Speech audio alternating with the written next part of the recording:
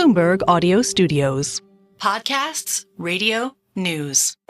This is Bloomberg Business of Sports. The business of sports can be intimidating or hard for a startup to break into. We really appreciate when our owners are actually there, with us through the journey. Teams, ours especially, have been very intentional to diversify at all levels of the company. I think we're in the golden years for the NFL and college football. Our demographic reach has continued to expand. This is going to be really unlocking the streaming platform for sports fans. Sports valuations are rising. We'll see when they peak. You don't have to be the best in your sport to make a whole ton of money. Bloomberg Business of Sports from Bloomberg Radio.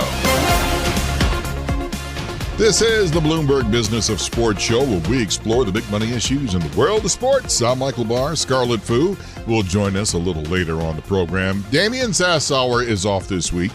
Coming up on the show, we talk with Goldman Sachs executive Dave Dase. He's co-head of the Wall Street Giants sports franchise division. We'll get his thoughts on why we're seeing so many big money investors diving into sports and where we are in key sports industries.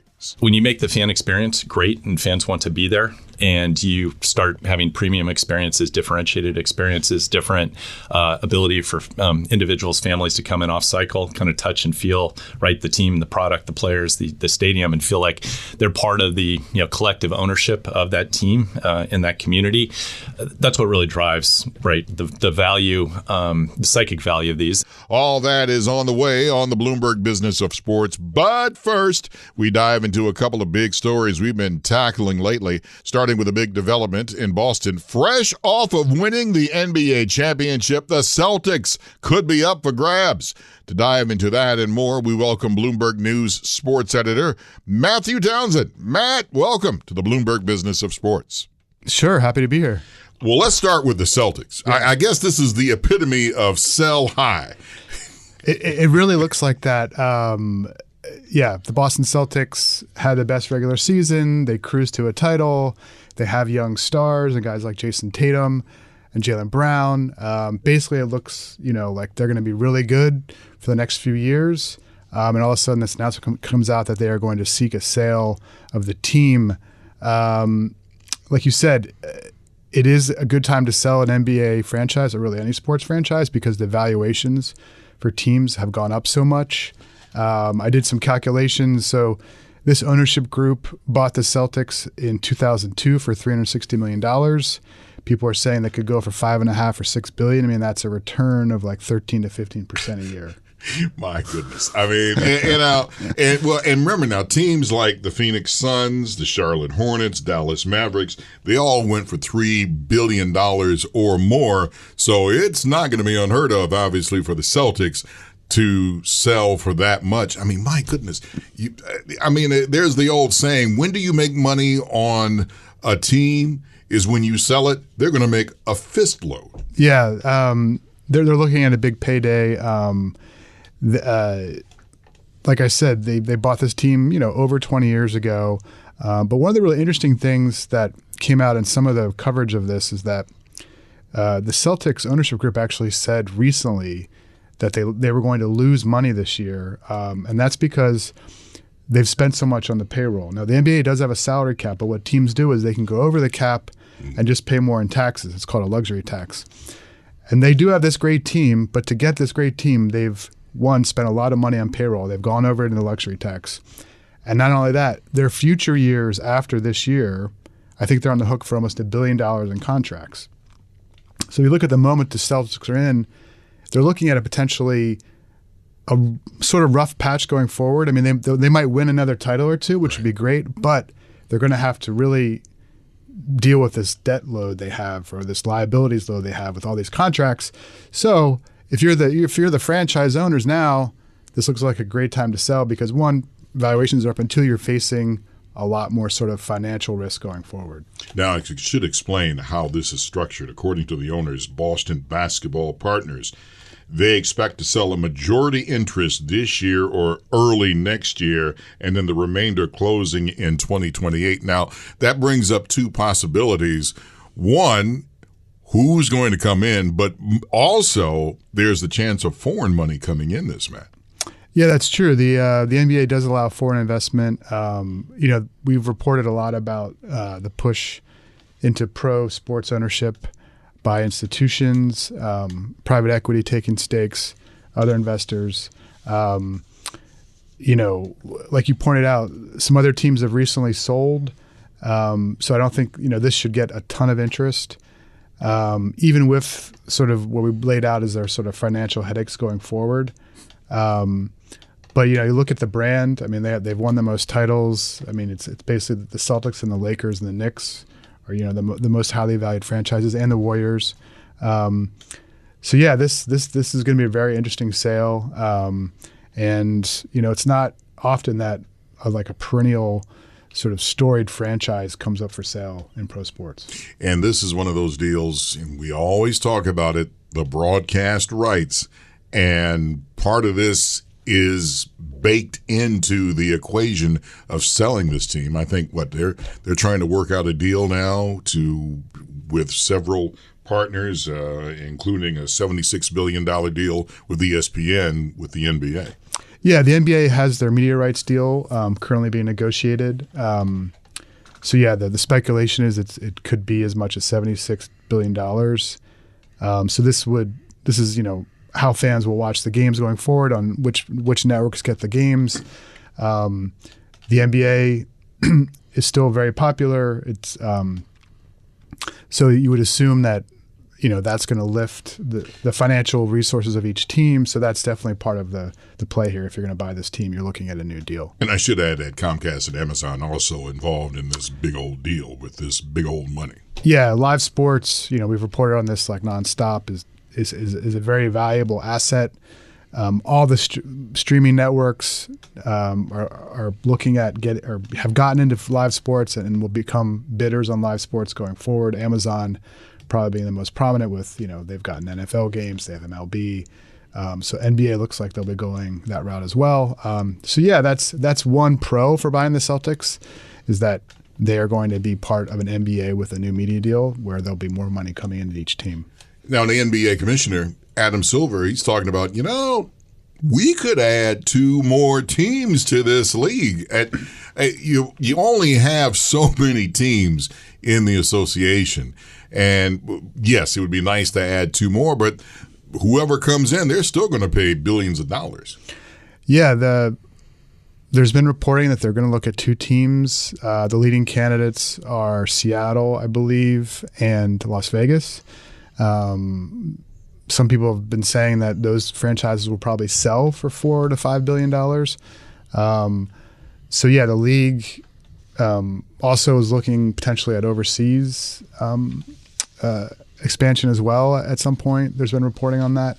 So yeah, the league has a bright future for sure. And if you consider an expansion team maybe going for $4 or $5 billion, then the Celtics obviously would potentially go for more than that. We were talking about this earlier before we went on the air, and this is now about what happened in the NFL and the legal loss that has taken place, because the Sunday sports ticket, the class action lawsuits, and fans said, you know what, I'm not digging this. And they filed a lawsuit. They said that the league was monopolizing what was going down. The prices were shooting up, and then they weren't getting games of their teams. Even when the team was not playing, they were still paying for this Sunday NFL ticket. Yeah, this was a surprise. I mean, some people have called it a shock. Class action lawsuit that was filed years ago finally went to trial. The NFL didn't settle. They decided not to settle. The owners pushed the league not to settle, so they went to trial, and they have this damages against them. Now, granted, there will be appeals and more of a legal process to play out, but the NFL could be on the hook for as much as like $14 or $15 billion in damages. And what this is, for example, I'm an Eagles fan, a Philadelphia Eagles fan. I live in New York. The Eagles aren't on local television all that much, so if I want to watch the games, I got to pay for the NFL ticket, the Sunday ticket. And what the lawsuit was saying is it's not fair that I have to basically pay this price, $400 a year, basically, for all the games. Why can't I just buy the games that I want to watch? And that's sort of what this could evolve into, is like some change in how fans can buy or get the right to view games of teams not where they are. So I could actually maybe buy just Eagles games at a lower price. We're talking with Matt Townsend, sports editor here at Bloomberg. And initially it started out for $4.7 billion in damages. And you're right, it could go to $15 billion. That's because of federal law. That's right. And there's been a lot of questions about how the NFL would deal with that sort of payout if that came to that. They would probably have to do an assessment against all the teams in the league. And granted, the NFL does make a lot of money, but they don't have this much money. So there's a lot of questions about would they have to take on debt? Where would the money come from? There's also, a lot of people think this could be a settlement. Before we went out, we were talking about there was a similar case with Major League Baseball, class action lawsuit, and that actually pushed Major League Baseball to change how it sells out-of-market games, so you can just buy your team's games, a package just for your team. And some of the leagues have gone even farther where you can just buy single games and things like that. Well, that brings me to a two-parter question. I'm going to ask part one first, is that the NBA has done something like that. In fact, they've broken it down to where you can get it if you want the fourth quarter, you could get that. I'm wondering now if all of the major food groups in sports are going to look at something like that. To me, it makes sense. The way people view media now, it's in bits and snippets, and being able just to, especially with the way the sports betting culture is now, too, that's another thing for this. It's, look, if I can just watch the last few minutes of a close game and pay $3, $4, like that doesn't seem like that big of an expense versus, I got to put $400 in my credit card to get the Sunday ticket. So it is, it's a business decision. Will you potentially grow your revenue by offering all these little games and snippets on a piecemeal basis, or sticking to just this one size fits all? If you want to watch anything out of market, you got to pay this one fee. Matt Townsend, he is the sports editor right here at Bloomberg. Matt, thank you so much. You are gold as usual, and thank you for dropping your knowledge here. We appreciate it on the Bloomberg Business of Sports. Thank you, sir. Thank you. This is fun.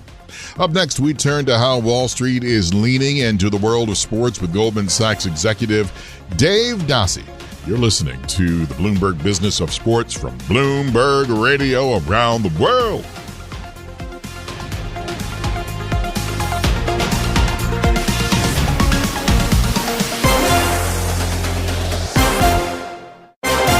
You're listening to Bloomberg Business of Sports from Bloomberg Radio.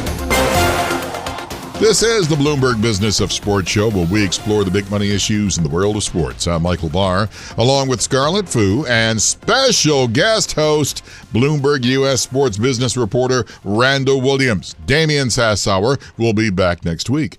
Wall Street is investing big into sports, and we have just the guest to talk it through. Dave Dase is head of the Southeast region and global co-head of the sports franchise in investment banking at Goldman Sachs. Hey, Dave. Welcome to the Bloomberg Business of Sports. Thank you. Great to be here today. Let's talk a little bit about the business of sports, because right now it's all about billionaire investors targeting sports franchises and driving up valuations in the process, sometimes on their own, sometimes on behalf of a fund, depending on what league we're talking about. I'm curious, Dave, if you had to pick, is this trend driven more by the old guard wanting to cash out or by institutional money wanting to get in? Which is the bigger impetus? Look, it's a good question. I think it's definitely both. I would say the core of it is the fundamentals of the business and what sports is, and we can certainly get to that. But just the uniqueness of the content, the ability to aggregate audience, the ability to distribute that in a more point-to-point method now through direct-to-consumer, and others have really shown this to be, when you come in, you put in professional management and you really run the sports franchises as a true operating business. It's shown to be, there's a lot there, and there's been significant improvement in terms of how owners are able to engage fans, get more engagement with the team, and ultimately that's been very, very helpful in terms of driving value. Now, eventually, at some point, they'll want to realize that value as well. And the drawback here when it comes to these professional sports teams is there's a lack of liquidity. in what specific way could that become a meaningful risk for this group of investors? Yeah, we talk about lack of liquidity, and certainly there is, but every other illiquid private asset class has illiquid characteristics associated with it, and that's certainly something they have to work through as well. But you look at team sales and where valuations have gone over the last decade or two, and each one of these team sales has gone up in value. And so we can talk about lack of liquidity for sure, and it's a critical component, and I think it's part of the future, the evolution, and the innovation which is taking place and is going to take more place as we go forward. But so far, at least on the change of control transactions, there's been enough liquidity out there. And remember, the scarcity value of these teams, we have expansion periodically, but there are a lot more billionaires and deca-billionaires being created on a global basis than there are actual teams and franchises. And so there's enormous scarcity value, and that's been a part of driving up the valuations here as well. I think going forward, having this institutional capital come in, having the leagues open up, take steps in terms of bringing it in, it's brought in a whole different form of capital and opportunity. And I wouldn't say it's completely to the masses yet, but you referenced Arctos and other funds which have been able to raise capital, invest in minority stakes, which has been very, very additive and helpful. Because one of the issues on the liquidity, it's been less from a GP perspective or a control person perspective, it's been more on the LP perspective. And so having the ability to provide some form of liquidity into these teams, start to trade a little bit more, establish more valuations, has really opened eyes in terms of what the returns can look like in this business. Has attracted more capital, and so there is more and more capital which is trying to come in. How often do you think some of these leagues are going to have to evolve their ownership rules? Because, the NFL has shifted its debt holdings, or the specific amount of debt that a team can have, I think over 3 times or 4 times over the last year. NBA might do something similar after this Timberwolves situation. How often do you think this is going to happen because of rising valuations, because of ownership issues sometimes, things like that happen? Yeah, it's a great question. I think it's still early days, right, in terms of the institutional capital coming in. And there's definitely proof of concept with it coming in. There have been a handful of episodes where the capital's been able to get liquidity in Phoenix with terrific returns. And so I think it's definitely going to evolve. But as we've seen with other asset classes across the economy, once you start to move towards a path to more liquidity, it generates more interest, more capital wants to come in, which ultimately ends up driving more liquidity. So I think we're going to definitely see that. Look, I think it'll be episodic in terms of the leagues. You can look at the leverage levels on these teams, and you could say, gosh, as an operating business, what do those leverage levels look like? But you could also look at it on a loan-to-value basis. And I think if you go across all the leagues and look at what the true underlying asset value is, the change of control values of these franchises relative to how much debt is able to go on it, that's a relatively, I'd say conservative judgment relative to what you may see in other asset classes across the economy. Now, these minority stakes that some of these teams are selling, whether they be institutional investors or a super billionaire who just wants 10, 15, 20% of a team, where do you think some of this money is going to go? Because when I've spoken to someone like Clark Hunt, who is leading some of these efforts, he's always spoken about stadiums and how it can help renovations and build a stadium. But one of the other things he said is capital-intensive projects. I don't know what a capital-intensive project might look like for an NFL or an NBA, but in your mind, outside of stadiums, where could some of this money go for a team? Well, you touched on the biggest one, which is definitely in the stadiums, right? And the Chiefs are certainly going through their process now to think about where they're best suited to play and what's going to be the best way to optimize the fan engagement experience for their franchise. And you think about stadiums, and I think we may go here a little bit later, but you think about stadiums and the ability to pencil out a stadium where you only have 9-10 dates, or if it's the NBA and hockey, right, you've got, maybe you can fill it 100 dates, 120, 140 dates with concerts, et cetera. It's really hard to make those pencil, just given where we are in the economic cycle of increased interest rates, inflation, construction costs, all these types of things. And so what you're seeing now is much more interest in terms of, in essence, building a city or building a community around these stadiums, which is mixed-use development, it's office, it's restaurants, it's other forms of engagement. And so I think that's definitely an area where some of that capital can go. And that you went back to about, there are only so many NFL teams out there. There's only 32 of them, which is why it's hard and why it costs a lot. I also think this is why, and this is just my theory, and please, let me know if I'm right or wrong, like the WNBA, you can add more teams there. It's much easier to add more teams there. Hence, you're getting more interest in the WNBA, put aside Caitlin Clark. Also, even with pickleball, pickleball is picking up because you can put a pickleball team together. So I want to start the Hungry Hippos pickleball team. How do I get about doing this, and what are the advantages? Can I make money just starting up in a younger league? I think when you look at leagues, and you can look at the big leagues, the younger leagues, to me, a lot of it comes back to governance. And so you look at the NFL, you look at the NBA, you look at Major League Baseball, hockey, et cetera, the major North American sports. One of the great strengths they have is governance, such that there are a set of rules. There are, in many instances, a salary cap. There is, in essence, baked in some level of profitability to what these teams can do. There are ownership requirements and votes in terms of changing rules, et cetera. And that's been a huge, huge advantage for North American franchises, and it's really helped drive valuation because it de-risks some of the operating risks or what could happen, right, when you invest in a sports franchise or you invest in a business. And so I think one of the key things for some of these startup leagues is understanding what the governance structure is. Many of these leagues are starting up to, in essence, where the league will own and control the teams out of the box and then grow, and then ultimately will end up selling equity stakes or control stakes in some of those teams. And so to me, it comes back a lot to addressable audience. Who's going to watch? How do you monetize those people who are watching? But do you have that governance? And then ultimately, what's sort of the timing of when do they sell those individual interests in those teams? I want to get back to the stadium thing. One of the things we're seeing specifically in the NFL right now is everybody has a stadium project. I mean, we just mentioned the Chiefs, but the Panthers, the Jaguars, the Bears. I'm sure there's a couple other teams out there that are thinking about doing things too. My question for you is, what works with some of these deals? Because if you look at SoFi and some other stadiums out there are some billionaires who can come in and just be like, look, I'll pay for everything. And, they have to go through legislation a couple different times. But other than that, they bankroll the entire thing. But the public-private split hasn't always been as popular. Sometimes these things pass depending on the identity of the city. Is there a specific type of deal that you've seen that works, or is it based on the identity of a city? Yeah, I think it's very local, local or regional business in terms of what state are you in, what city are you in, what sort of brand, ownership, capital. Yeah. It's very difficult. I mean, you got to just bring it all together and be very, very creative.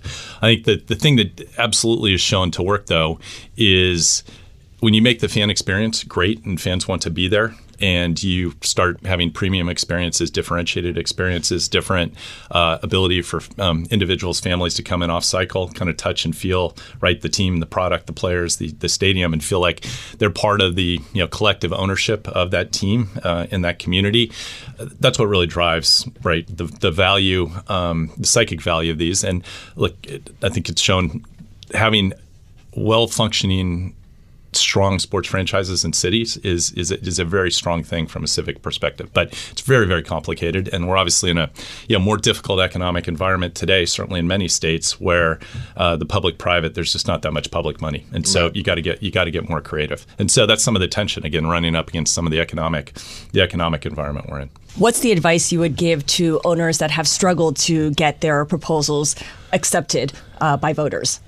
Again, I think it's very, very fact specific. I think continuing to make the best economic case in terms of why it makes sense, why it's good for the community, why it's good for economically good for the community as well. But people are fed up with that argument that the benefits include jobs and commercial residential development. They've heard that before, and they've seen that it doesn't always pan out. I mean, yes, it may, but it's been proven that it hasn't in many instances. Yeah, no, I mean, I think that's a fair point of view. You've obviously seen that on some recent votes. I think teams have repackaged, tried to go back in different ways. Mm-hmm. There's always the threat of moving, relocation, right? But when the Bears threaten to move, it's not going to move. I mean, they're not going to move. The Bears are not going to leave Chicago. Yeah. So it's an empty threat. So they just need to I think you just got to keep grinding it and figure out is there a way to get it done. Many projects perhaps need to get scaled back a little bit from the true SoFi aspirations, which was very, very spec specific. But I mean, to SoFi, they've been creative in terms of getting more content in there, right? The Olympics, the swimming in the Olympics is now going to be there in 4 years, which is right. And so they've shown an ability to, I think, expand out or develop different sort of use cases. One of the things that I want to ask you about a stadium trend, or one of the things that I've talked to people about, is the stadiums when they build domes. I think it's interesting when you're talking about the Bears, for example. I lived outside of Chicago for 12 years, and it was always the frozen tundra-esque type of feel. But now it seems like teams are going away from that because of the fact that, if you have a stadium and it can only has 8 or 9 games in the fall, then what are you going to do outside of the, in the winter and in the early months of the year where the stadium just sits empty. Is that something that owners are considering in terms of maximizing the value of the stadium? I think they definitely are. I mean, I think they have to. I'm an old school guy. I love football, right? The NFC North should be, they should all be, my dad grew up outside Detroit, right? I mean, they should all be playing outside. They should all be playing outside. From a pure football perspective. From an economic perspective, I totally get it. We're talking with Dave Dase, an executive at Wall Street giant Goldman Sachs, about the world of big money investing into sports. Now sit tight. We have more with Dave coming up next. If you like what you're hearing, get more of it now on the Bloomberg Business of Sports podcast. Subscribe now on Apple, Spotify, and anywhere else you get your podcasts. You're listening to the Bloomberg Business of Sports from Bloomberg Radio around the world.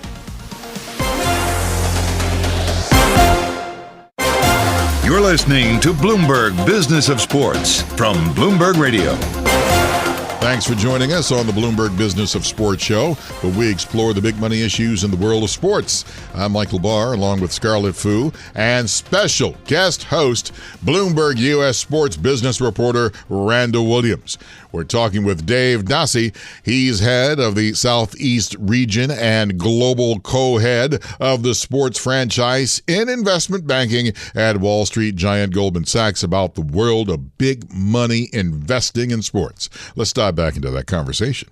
I want to get back to something that you said, and we were talking about the fan experience is extremely important. I think it's critically important.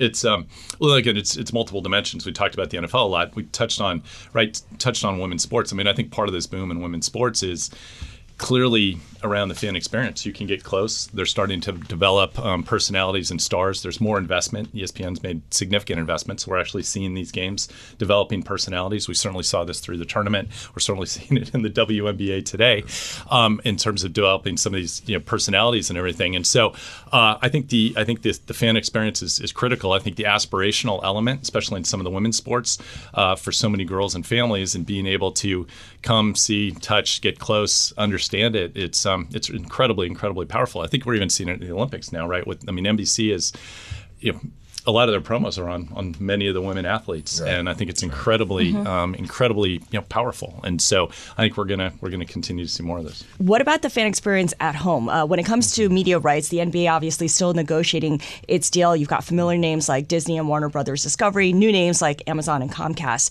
The NFL recently signed a deal with Netflix to air 2 Christmas Day games, and then there's this joint venture that's going to be called Venue with Disney, Warner Brothers, and Fox. It's mainly to keep cord cutters or to attract cord cutters. But it doesn't solve the problem of figuring out how to watch specific games, especially if you're looking for an out-of-town game. For consumers, what it means is that the media distribution landscape is getting more complicated, not less complicated. What needs to happen for the sports leagues and for media companies to reduce the friction, to make it easier for Michael Barr to watch his Lions whenever he wants? Buy NFL Sunday ticket. buy NFL Sunday ticket. He has to pay, but what if he wants to watch the Detroit Red Wings as well, or the Detroit Tigers? No, it's complicated. I mean, look, we're in a period of transition for sure. I think when you look back at the disruption that's taking place in the broad media ecosystem today, sports has been the differentiated glue that's held this all together for a long, long period of time. The broadcasting, traditional broadcasting, traditional media is under enormous pressure. The streaming companies are coming in, but I think the core tenet still holds, which is this is scarce content, unique content, differentiated content that aggregates audience, draws audience, and because of that, it'll draw advertisers, it'll draw money. And as we move into more of a direct-to-consumer phase, the ability to engage with consumers on a one-to-one basis. Many of these teams, and this goes back to the valuation point, many of these teams will have multi-millions of people in their database. Many of them have not been able to engage with them on a point-to-point basis. That is coming, the professional management, best of class. How do you do that? How do you make the fan experience better, but how do you commercialize, right? That is coming as well. And so I think over time, you're going to start to see operations. People talk about metrics, we talk about revenue multiples, but I think there will be different fan engagement cohorts, the ability to move, right, somebody from cohort 2 to cohort 1, cohort 3 to cohort 2.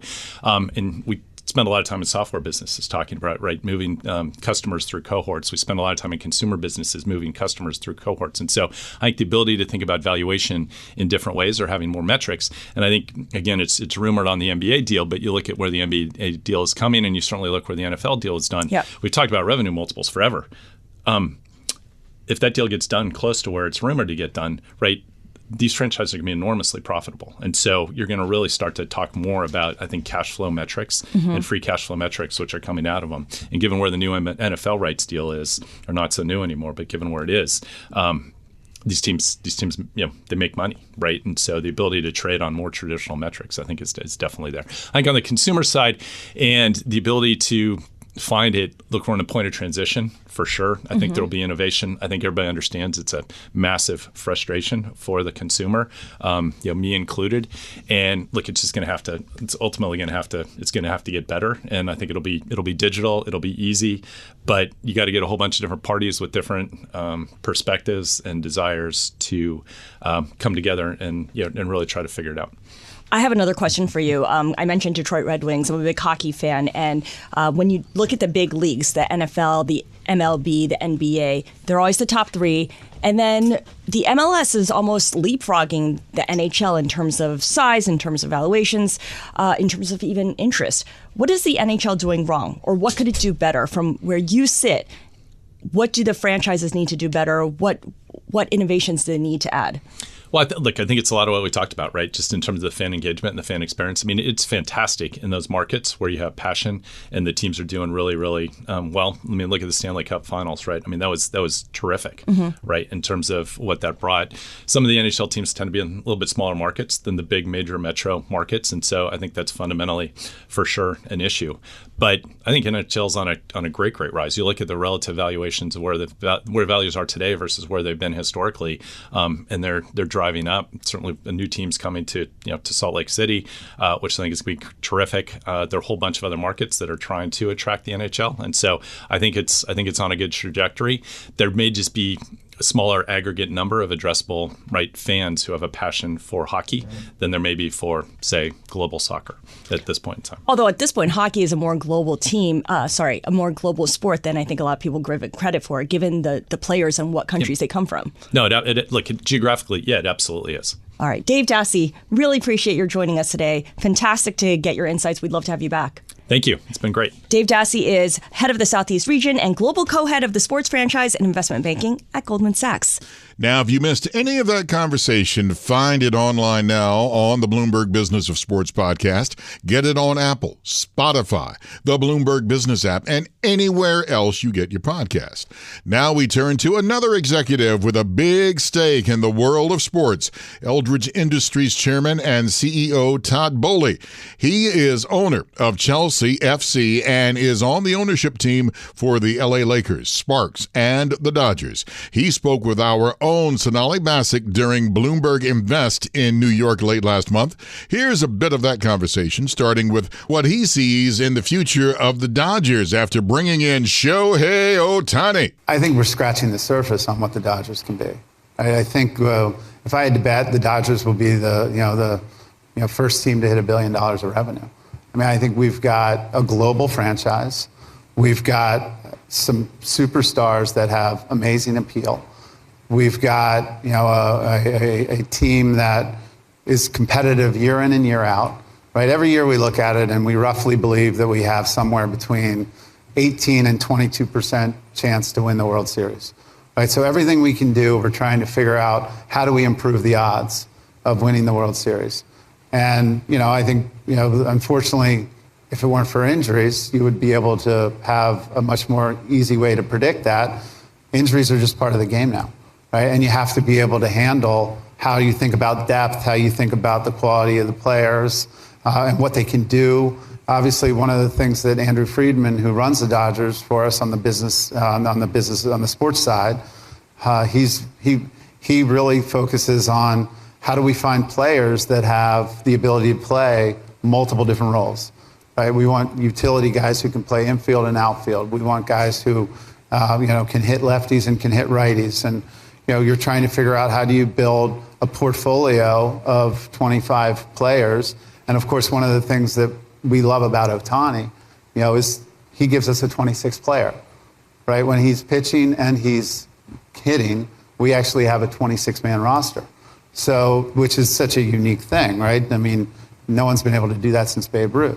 I think our global appeal with our global superstars is really going to be driving the demand. I mean, we were in Korea this year. We opened up this year in Korea.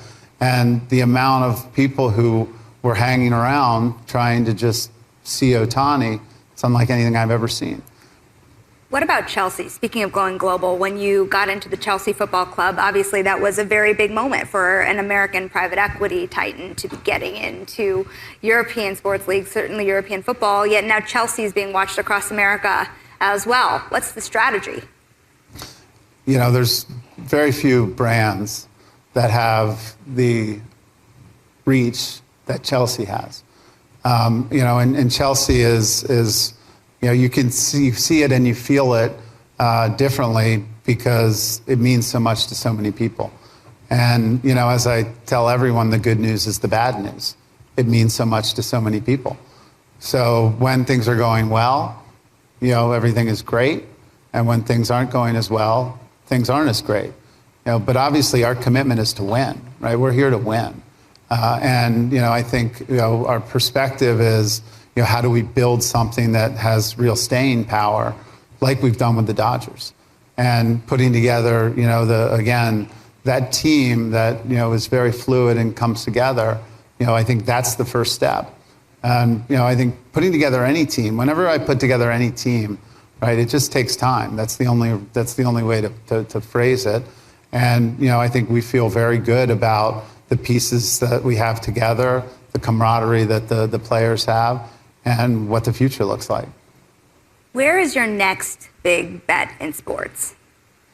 So I think there's a lot of things going on globally, right? And what's the world has done as distribution costs have gone to zero. I mean, if you go back and you talk to, you know, Fox or Rupert Murdoch, and you think about what he did to build Fox, right? At that time, before you could buy the content, right? Before you could buy the intellectual property to broadcast on Fox, the infrastructure that he had to pay for was so massive, right? So just putting together the nodes that would allow for the broadcasting was hundreds and hundreds of millions of dollars. As technology has evolved, those costs have come down, which is why the IP costs have gone up, right? Because, of course, as the hardware costs go down, the soft costs continue to go up because the soft costs you can't replace. The intellectual property is irreplaceable. Obviously, the technology costs going down, there's lots of ways to drive technology costs down and distribution costs down, but there's only one place to go for the intellectual property. So I think that we're going to start to see ongoing global expansion of these brands. That's Todd Boehly speaking recently at Bloomberg Invest with our own Sonali Basak. Boehly is chairman and CEO of Eldridge Industries, owner of Chelsea FC, and on the ownership team for the Los Angeles Lakers, Sparks, and Los Angeles Dodgers. And that does it for this edition of the Bloomberg Business of Sports. For my colleague Scarlet Fu and guest host Bloomberg US sports business reporter Randall Williams, I'm Michael Barr. Tune in again next week for the latest on the stories moving big old money in the world of sports. You're listening to the Bloomberg Business of Sports from Bloomberg Radio around the world.